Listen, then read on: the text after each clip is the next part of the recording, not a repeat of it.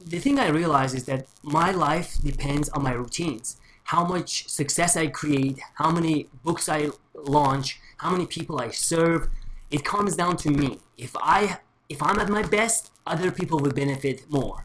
If I feel like I'm not at my best and I'm taking the easy way out, then I won't be able to provide as much value to others. Then obviously I won't make as much money and I won't be able to have as much fun. So I decided, what is the one thing that's make the biggest difference in my life? What's the one routine that if I really get it, it makes all the difference? That one routine. Do you know what that is? Well, after a lot of thinking about this, and I thought maybe it's my cardio, it's in my meditation, it's in my reading time, and all those are great. But there is a single routine that's the most powerful, that makes all the difference. You could call it the key cornerstone routine. Cornerstone on a bridge is a single stone that if you remove it, the entire bridge collapses. And this routine is the cornerstone of all my productivity routine, which I discovered for myself anyway. And that is the routine of waking up and going to sleep. Waking up and going to sleep. Now, why this is the critical routine is because every other routine depends on these two. How I feel throughout the day depends on a single routine, and that is what time do I wake up. The reason for that is when I wake up early, I have used my self-control to get out of bed when I know I should. Do not use the snooze button when I could easily press it and go back to sleep. So right in the beginning, I set the context of the day with power, with self-control, and with following my mission. Number two reason, when I wake up early, I have plenty of time to read, to do journaling, to meditate, to connect with my creator, to get inside, to feel, to know what's scaring me, what is inspiring me, to know what's going on. When I wake up late, I'm rushed, I just want to get through the day, I feel discouraged, I feel lack of self-control, I resent myself for pressing the snooze button, etc.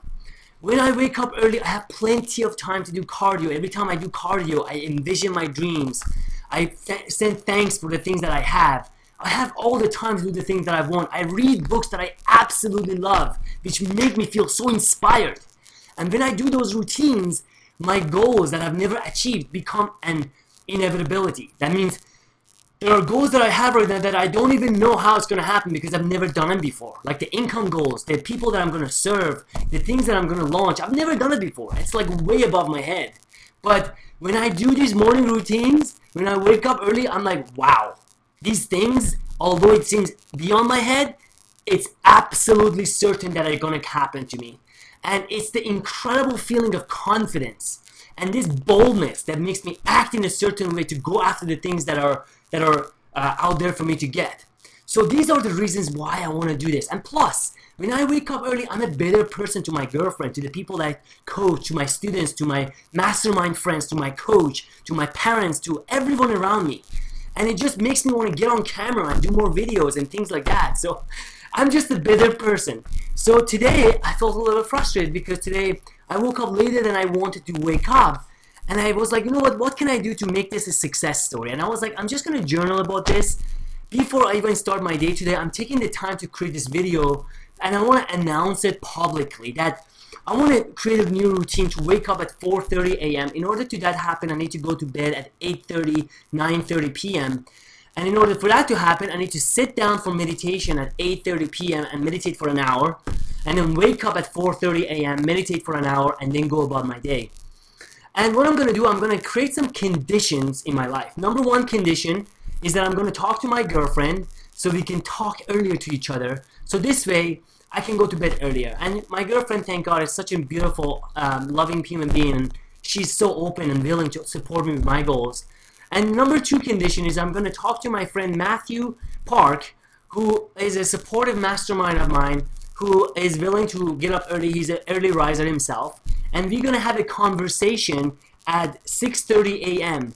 And by doing so, if I make a promise to him that I'm going to talk to him at 6:30 a.m., that means I would have to wake up at 4:30 to do my meditation, my cardio, etc.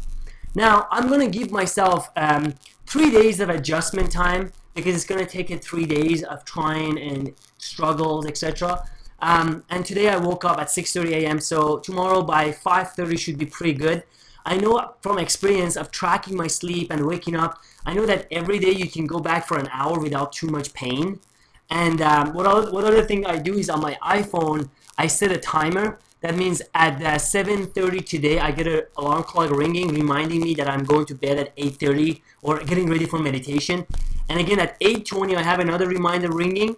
And then at 8:30, again, another reminder ringing saying, this is your last chance. Go to meditate.